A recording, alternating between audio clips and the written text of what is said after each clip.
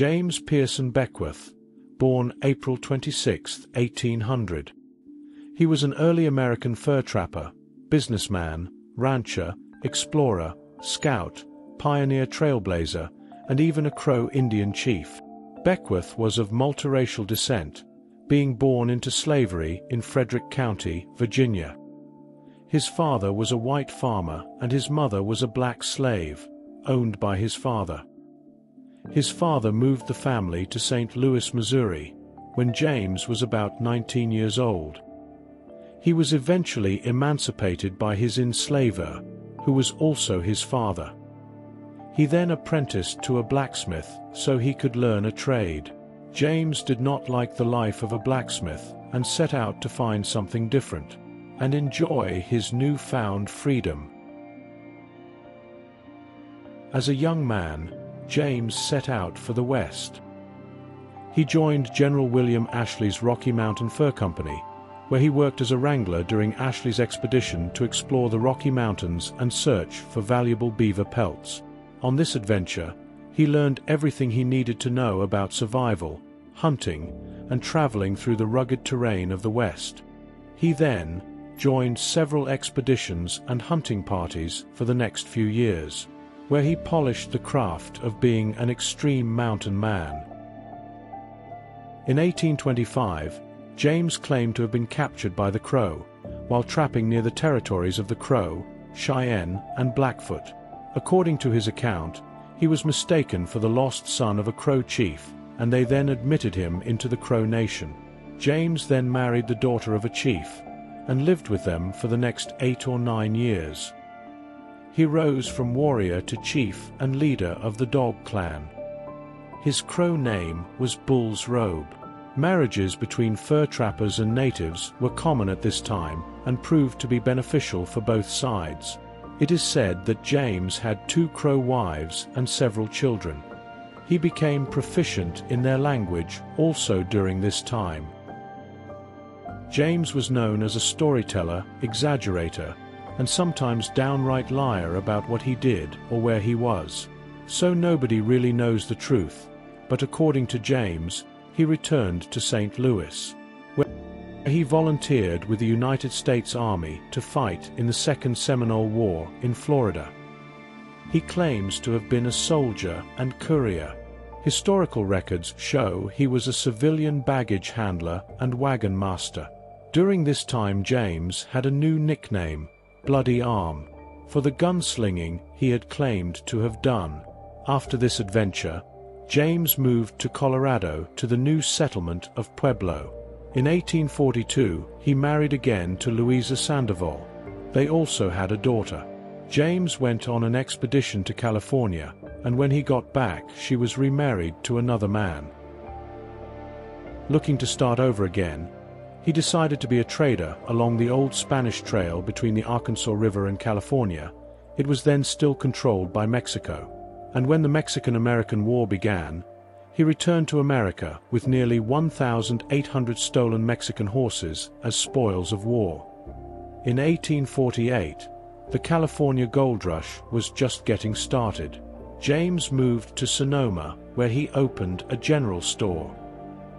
He had a couple stores around Northern California to serve the miners. He soon grew bored of that and sold the stores and moved to Sacramento and eventually to a small gold rush boomtown where he became a professional card player.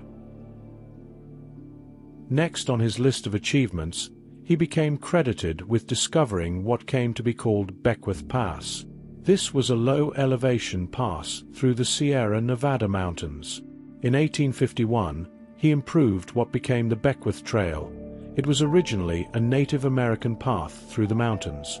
It began near Pyramid Lake and the Truckee Meadows east of the mountains, then climbed to the pass named after him, and went along a ridge between 2 forks of the Feather River, before passing down through the gold fields of Northern California, then on to Marysville. The trail spared travelers, settlers, and gold seekers about 150 miles and several steep grades, such as Donner Pass. James Beckwourth contended that the businesses and communities of the gold towns in California were supposed to fund the making of this trail. However, when he tried to collect his payment in 1851, after leading a party across, Marysville had suffered from 2 huge fires, and the town leaders were unable to pay.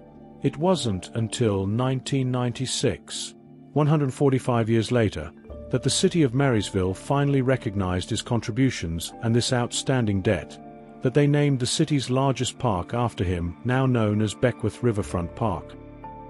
After this debacle, James began ranching in the Sierra. His ranch, trading post, and hotel, in today's Sierra Valley, were the starting of the settlement of Beckwourth, California. In the winter of 1854, Judge Thomas D. Bonner stayed at his hotel, and on winter nights, James told him his life story. Bonner wrote it all down, edited the material the following year, and offered the book to Harper & Brothers in New York. The Life and Adventures of James P. Beckwourth was published in 1856, and according to the contract, James was entitled to 1/2 of the proceeds, but he never received any of it from Judge Bonner. In 1864, James moved back east. He was hired as a scout by the United States by the commander of the 3rd Colorado Cavalry Regiment. The regiment subsequently served in a campaign against the Cheyenne and Apache as part of the Colorado War.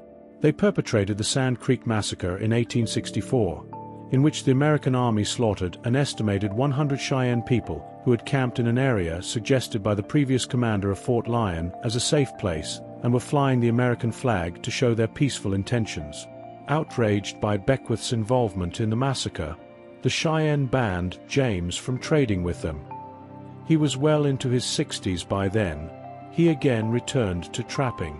In 1866, during Red Cloud's War, the United States Army hired him once again as a scout at Fort Laramie and Fort Phil Kearny. While guiding a column to a Crow band in Montana, James complained of severe headaches and suffered nosebleeds. Jim Bridger, another scout, heard that the Crows had poisoned James. He said the tribe no longer trusted him. He returned to the Crow village where he had lived many years before and died in 1867. James Beckwourth was buried at the lodge of Iron Bull near Fort Smith and Clark's Fork in the heart of Crow territory. The legacy of James P. Beckwourth continues to this day with Beckwourth Pass in the Sierra Nevada mountains, the city park in Marysville named for him, a street in Denver, Colorado named for him, a memorial commemorating Beckwourth's role in the founding of Pueblo, Colorado was erected, and even a postage stamp from the United States Postal Service honored him in 1994 as part of the Legends of the Old West set.